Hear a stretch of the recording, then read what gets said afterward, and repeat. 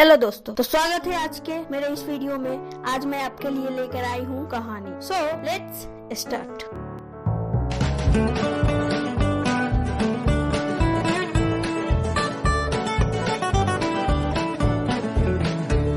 एक भिखारी railway station पर रहता था।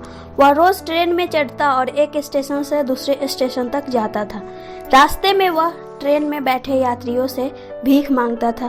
कभी उसे पैसे मिलते, कभी नहीं भी मिलते। उसकी जिंदगी इसी तरह ट्रेन में इधर से उधर आते जाते और भीख मांगते गुजर रही थी। एक दिन वह रोज की तरह ट्रेन में चढ़ा और उसमें बैठे यात्रियों से भीख मांगने लगा। वह एक कंपार्टमेंट से दूसरे कंपार्टमेंट में घूम रहा था। तभी एक कंपार्टमेंट की कोने की सीट पर उसे सूट बूट पहना एक व्यक्ति दिखाई दिया। वह व्यक्ति काफी अमीर लग रहा था। भिखारी ने सोचा कि इस मालदार आदमी से ज्यादा भीख मिलने की चांस है।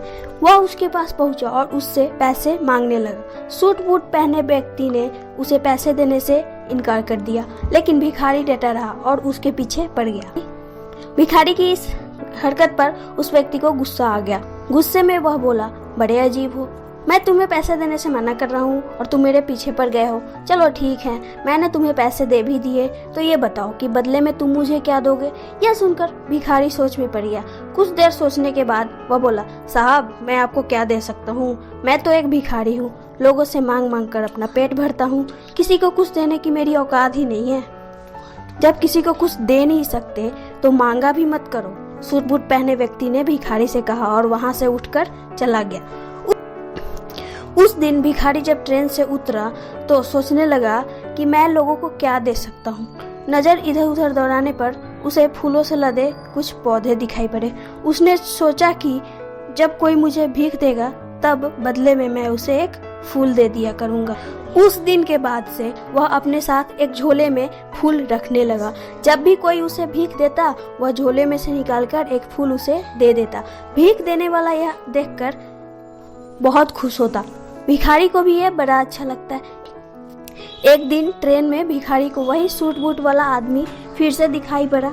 भिखारी उसके पास गया और बोला, साहब अब की बार मेरे पास आपको देने के लिए कुछ है, आप मुझे कुछ पैसे दे दो।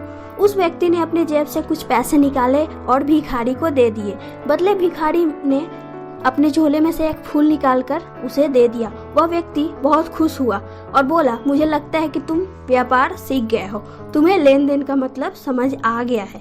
जब तक किसी को कुछ दे नहीं सकते लेना नहीं चाहिए, समझे। उस व्यक्ति का स्टेशन आ गया था। वह ट्रेन से उतरकर चला गया, लेकिन उसकी कही बात भिखारी के दिमाग में घर कर गई। जब वह ट्रेन से उतरा तो प्लेटफॉर्म पर खड़े होकर जोर जोर से चिल्लाने लगा, मैं भिखारी नहीं व्यापारी हूँ। I am not beggar, I am a businessman। अब मैं भी सूट बूट पहनकर घूमूंगा, मेरे पास भी ढेर सारे पैसे होंगे। लोगों ने उसे ऐसे चिल्लाते हुए देखा तो सोचा कि यह भिखारी तो पागल हो गया है। उस दिन के बाद 6 महीने तक वह भिखारी न तो स्टेशन पर था न ही ट्रेन में नजर आया। 6 महीने बाद एक दिन ट्रेन में 2 सूट बूट पहने व्यक्ति मिले। एक व्यक्ति ने दूसरे व्यक्ति से कहा, आपने मुझे पहचाना, हम पहले 2 बार मिल चुके हैं। तो पहले वाले व्यक्ति ने बोला, नहीं तो मुझे ऐसा नहीं लगता, मेरे ख्याल से हम पहली बार ही मिले हैं। दूसरे व्यक्ति ने उत्तर दिया, आपको शायद याद नहीं सर, मैं वही भिखारी हूँ जिसे पहली बार आपने सिखाया था कि लेन देन कितनी बड़ी बात होती है, और दूसरी बार सिखाया था कि मैं भिखारी नहीं व्यापारी भी बन सकता हूँ, बशर्ते मैं अपनी सोच बड़ी कर लूँ। आज देखिए मैं एक व्यापारी बन गया हूँ। आपके बात मानकर शुरुआत में मैं फूल तोड़कर बेचने लगा, कुछ पैसे जमा हुए तो मैं फूल खरीदकर बेचने लगा।